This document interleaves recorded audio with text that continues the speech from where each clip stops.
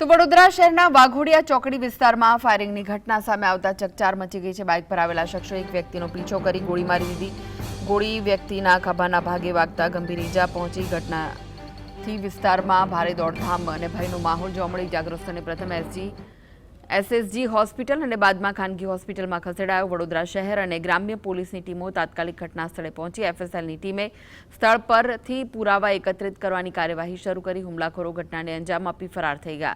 પ્રાથમિક માહિતીમાં સામે આવ્યું કે પોલીસ દ્વારા સીસીટીવી ફૂટેજ અને અન્ય ટેકનિકલ પુરાવાના આધારે તપાસ શરૂ કરાઈ છે। ફાયરિંગ પાછળનું કારણ જાણવા પોલીસની જુદી જુદી ટીમો સઘન તપાસમાં લાગી છે।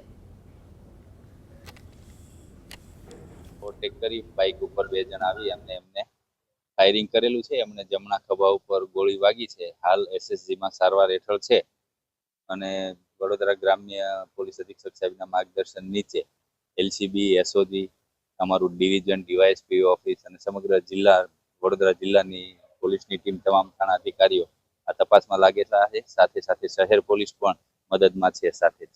કેટલા રાઉન્ડ ફાયરિંગ કર્યા હતા એ એક્ઝેક્ટ હજી ખ્યાલ નથી। જે ભાઈ ને વાગ્યું છે એ સારવાર હેઠળ છે।